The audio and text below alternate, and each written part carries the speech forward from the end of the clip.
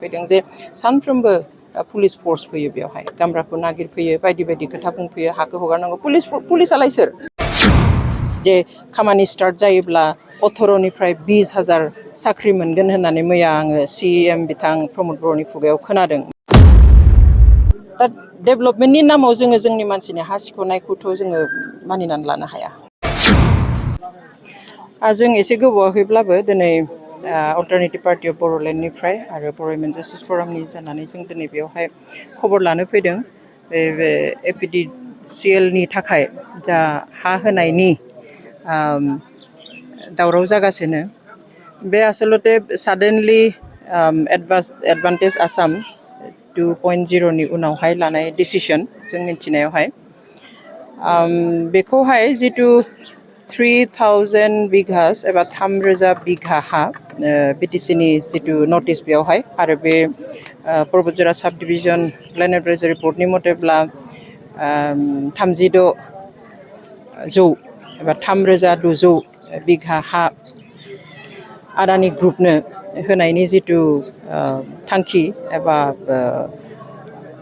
Decision जादों बा approval होदों बेखौ जों नायोब्ला नुयो जे बेयो आसलते स्टेट गभर्नमेन्टनि डिसिसन मथे बेनि सायाव सोनारनानैसो BTC गभर्नमेन्टआ बेखौहाय एप्रुभेल होदों खिन्थु जेखौहाय जों नुयो जे 6 शेड्युल एरिया एबा ट्राइबेल बेल्ट एन्ड ब्लक एरियायावहाय स्टेट गभर्नमेन्टहा जेबो से थाया बिथांमोना बेवहाय इन्टारफेयार खालामनो हाया बेयो डाइरेक्टलि कन्स्टिटिउसनेल मेटार बेखौहाय BTC गभर्नमेन्टआ डिसिसन लानो हायो खिन्थु BTC गभर्नमेन्टआ जितु नटिस होदों बे नटिसआ अन द बेसिस अफ द डिसिसन अफ द स्टेट गभर्नमेन्टनि केबिनेट जथुम्मानि डिसिसननि सायाव सोनारनानैसो बे एप्रुभेलखौ होदों जेखौहाय जों गनायथावा दिनै 6 शेड्युल एरिया आरो ट्राइबेल बेल्ट एन्ड ब्लकआवहाय बेबादि नन ट्राइबेलनो हा होनायनि कुनु बेबस्था गैया नन ट्राइबेल आरो नन प्रटेक्टेड क्लासनि मानसिफोरनो हा होनायनि जेबो बेवहाय बेबस्था गैया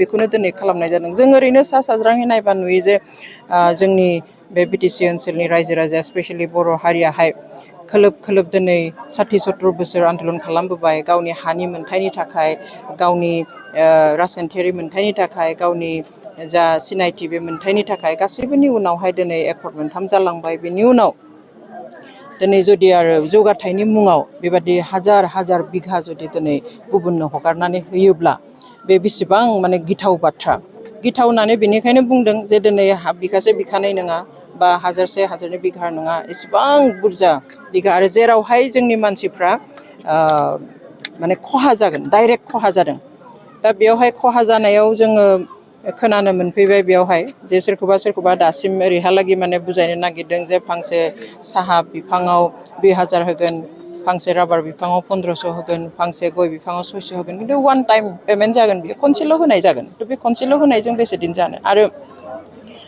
बहुत माने खुथार बुंनायनि उनाव न'खौ नागारगोन खिन्थु न'नि नसुंगुरिनिफ्राय बारि बागान बे प्रजेक्टनि थाखाय पावार प्लान्टेसननि थाखाय बेयाव हगारनाय जागोन थ' मानसियाथ' न'खौल' लुनानै थानो हाया बारि बागान नांगोन आबाद मावनानै जानो नांगोन फिसा फिसौनि इयुननि खोथा दङ बेवहाय गासै खोथाखौबो साननानैसो खामानिखौ मावनांगौमोन especially 6 schedule area tribal belt and ब्लकआवहाय जोंहा जितु गावनि खुंथाय बेबस्था मोनदों बेवहाय फार्स्ट प्रायरिटिया जानांगौ रायजो फार्स्ट प्रायरिटिया जानांगौ जोंनि बे ओनसोलाव थानाय संगठनफोर बायदिसिना हान्जाफोर जायफोरजों रायजो लानानै माने प्रायर कनसेन्ट लानांगौ आनखि इउनाइटेड नेशन्सआवबो बे जोंनि राइट्सआव लिरनाय दङ जे थागिबि फिसाफ्रा ट्राइबेलफ्रा एबा इन्डिजिनियासफ्राहाय बिसोरनि एरियायाव जुदि माबा मोनसे मावनो नागिरबा इभेन सोरखाराबा जुदि फिसा मोनसे इनस्टिट्युट गायसननो नागिरदोंब्लाबो बे ओनसोलनि थागिबि फिसाफोरनिफ्राय माने प्रायर कनसेन्ट लाग्रोनो नांगौ सिगाङावनो मिथिहोग्रोनांगौ दा जोंनियावबो बेयाव अन्तत BTC गभर्नमेन्टआ बेखौ खालामनो हायोमोन गासैबो संगठनफोर गासैबो हान्जाफोर आरो बे ओनसोलनि रायजो राजाखौ लिंनानै जिरायग्रोनो हायोमोन जे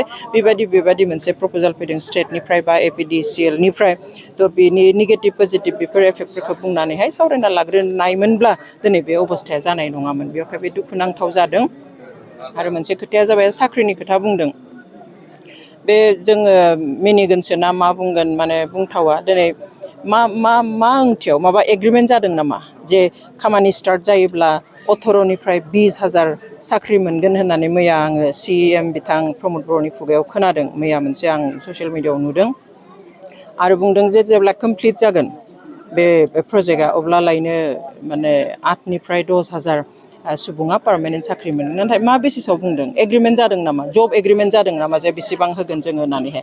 दिनैनि दिनावथ' आरो हाजिरा मावनानै माने बे इनस्टिट्युटखौ गायसननाय नङा बा बे इन्डास्ट्रिखौ गायसननाय नङा जे जेराव जोङो 18-20 साख्रि मोनगोन। आरो इन्टारेस्टिंलि बेखौ जुदि जोङो पाब्लिक डमेनाव नायो नुगोन जे आदानि ग्रुपहा बेबादि प्लान्ट पावार प्रजेक्टनि प्लान्टआ दिनै सारा इन्डियायावहाय अलरेडि 9था दंखायो, 9 दंखायो, 9 प्लान्टस दङ। बेयो 10 नम्बर जागोन जोंनि बेयाव खालामनो नागिरनाया। स' बे टटेल 9था जिथु प्रजेक्ट दङ सोलिगासिनो थानाय, बेयावहाय टटेल साख्रि होदों 3,315। 3,315 मानसियाल'सो दिनैसिम 9था पावार प्लान्ट माबायावहाय प्रजेक्टआव खामानि मावगासिनो दङ। थ' आदानि ग्रुपखौ जोङो साख्रि होग्रा ग्रुप होननानै मिन्थिखाया। बिथांमोना साख्रि क्रिएट खालामग्रा बा जब क्रिएट खालामग्रा ग्रुपआनो बा इन्स्टिटिउसनानो नंखाया। बेवहाय 9था माबायावसो प्लान्टआवसो प्रजेक्टआवसो बिसोरो 3,315 मानसिनो साख्रि होदों। अब्ला बेयाव मोनसेयाव माब्रै 8 to 10,000, 9निफ्राय 10,000 माब्रै साख्रि होनो? बेवहाय गावनि मानसिखौ बेबायदि फोलायालासिनो थगायालासिनो थार बाथ्राखौ बुं। दा डेभेलपमेन्टनि नामाव जोङो जोंनि मानसिनि हा सिख'नायखौथ' जोङो मानिनानै लानो हाया।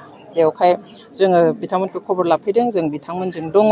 दुखुनि समाव जोंनि आइ आफा रायजो राजाजों जों गसंदों, जों सोंदों माबायदि जां, आरो खोनाफैदों जे सानफ्रोमबो पुलिस फर्स फैयो बेवहाय, गामब्राखौ नागिरफैयो, बायदि बायदि खोथा बुंफैयो, हाखौ हगारनांगौ। पुलिसालाय सोर? पुलिस प्रसासनालाय सोर? सासे पुलिस पार्सनेला सोर? सासे असिया सोर फैनानै जे नोंसोर हा हगारनानै बुंनो? बिसोरहाथ' बेखिनि राइट थाया। बिसोर ल' एन्ड अर्डारनि मानसि। बेवहाय सोर बाहायदों? मानो एसेबां असान्तियाव थानो गोनां जादों दिनै जोंनि रायजो राजाया? ओमफ्राय बेखौ साननांगौ, सानफिननाया मोजां।